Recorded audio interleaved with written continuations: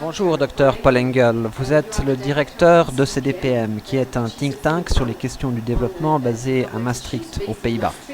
À l'occasion de votre participation à Bruxelles au briefing sur le développement portant sur les opportunités pour les petites et moyennes entreprises dans l'agriculture des pays ACP, nous voudrions en savoir plus sur CDPM. À ce propos, j'encourage nos lecteurs à visiter le site www.ecdpm.org. Nous savons que vous travaillez sur une série d'arguments tous très actuels. Commerce, intégration régionale, gouvernance, recherche. Aujourd'hui, nous souhaiterions connaître votre point de vue sur une question très importante dans l'agenda politique actuel sur lequel vous travaillez et vous venez de publier un rapport. La cohérence des politiques au service du développement. Pourriez-vous nous en dire plus à ce sujet, Dr. Paul Engel?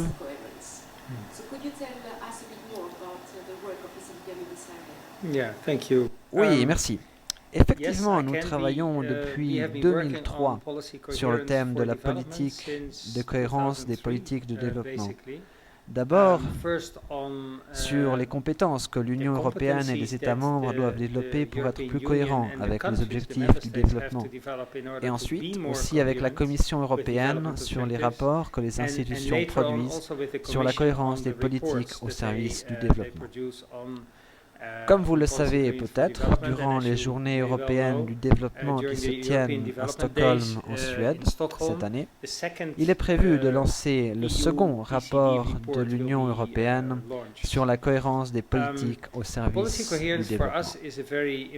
La cohérence au service du développement est une question très importante pour nous, car il s'agit de politiques de développement et donc aussi de ce qui se passe autour du développement.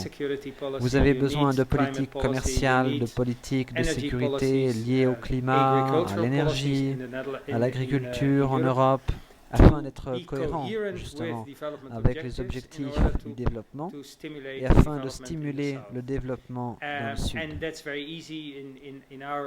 C'est très facile, dans notre langage commun, on dit « ne prends pas avec une main ce que tu donnes avec l'autre ».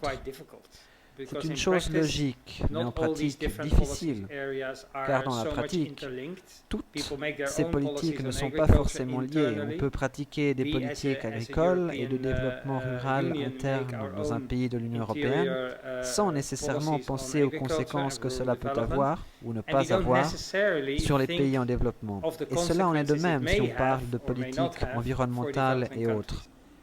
D'ailleurs, on constate maintenant depuis 2002 une plus grande prise de conscience. On réalise que si on a une politique climatique, on se rend compte que ceux qui souffrent le plus du changement climatique ne sont pas forcément ceux qui en sont les principaux responsables. Donc, il y a aujourd'hui une plus grande prise de conscience sur le besoin d'être cohérent. Et d'être cohérent par rapport aux objectifs du développement, car il y a une grande différence entre être cohérent sur des objectifs économiques et l'être sur des objectifs qui intéressent les politiques de développement. On comprend donc clairement qu'on ne peut parler de changement climatique sans parler de commerce, de gouvernance, d'environnement. Ces éléments doivent être liés dans chaque raisonnement. Au-delà de la cohérence des politiques au service du développement, sur une base thématique, cela signifie-t-il aussi une plus grande cohérence entre les donateurs dans leur support par rapport à ces politiques de développement? Ceci est certes un point sensible que nous associons habituellement à l'agenda de Paris ou à l'agenda d'action d'Accra depuis l'année passée. Je pense que les donateurs sont en général en train d'essayer de mieux se coordonner entre eux, mais il s'agit d'un processus très complexe et qui implique aussi un raisonnement un peu moins focalisé sur les objectifs internes à ces pays. Et à ces propos, précisément maintenant en Europe, je parle de l'Europe car je connais mieux cette réalité. On agit selon les propositions du Conseil, par les règles du Conseil sur la division du travail, sur le consensus de l'Union européenne, mais on constate que pour les États membres, il est vraiment difficile d'assumer cette responsabilité et dire « Ok, dans ce pays, je ne vais rien faire sur l'éducation car un autre État membre s'en occupe. » Cela en fait se produit spécialement quand le budget est impliqué sous le comité d'aide au développement de l'OCDE. On voit que cela se produit aussi entre pays de l'Union européenne.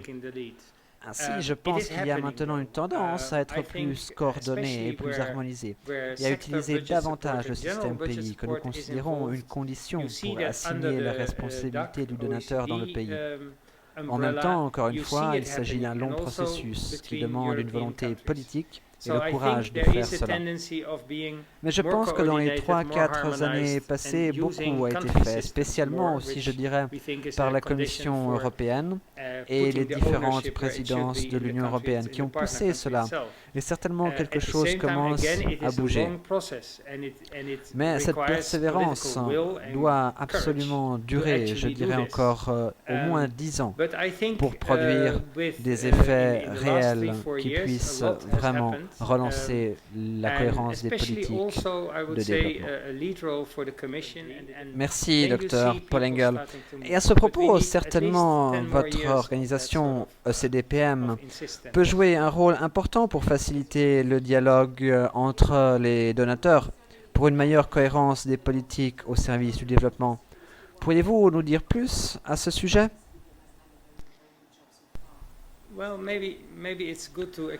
Oui, sans doute est-il utile de préciser que le CDPM, je dirais plus qu'un think tank européen, se concentre plutôt sur la diffusion de la connaissance et des informations entre les différentes parties prenantes, et selon les perspectives surtout du Sud.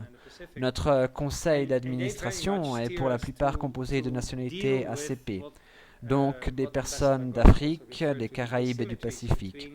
Et nous suivons de près, comme a souligné également l'ambassadeur Patrick Gomez de Guyana, l'asymétrie entre l'Union européenne et les ACP. Et donc nous essayons de travailler afin que cette asymétrie soit un peu moins asymétrique.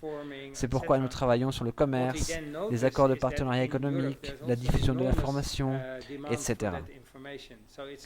Ce que nous remarquons est qu'en Europe, il y a aussi une énorme demande pour ce genre d'informations.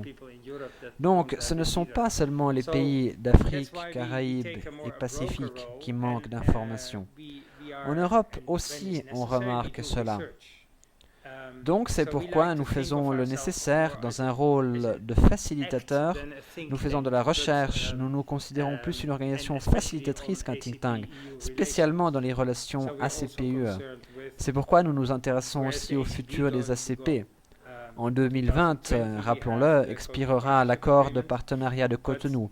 En même temps, nous avons la question de la régionalisation de l'Afrique, de forts mouvements aux Caraïbes, etc. Le processus d'élargissement aussi de l'Union européenne, toutes les questions économiques liées. Et nous verrons cet automne ce qui va se passer maintenant que l'Irlande a dit oui au traité de Lisbonne. Quel sera le rôle de l'Union européenne dans le monde et si elle pourra saisir l'occasion pour donner un nouvel élan afin que la politique européenne de développement soit plus cohérente. Donc, on le voit, les questions sur la table sont vraiment nombreuses.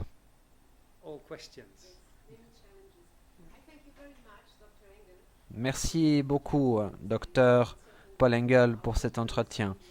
Nos lecteurs auront certainement l'occasion de visiter votre site internet et de vous contacter directement. Merci beaucoup. Merci, Zolina.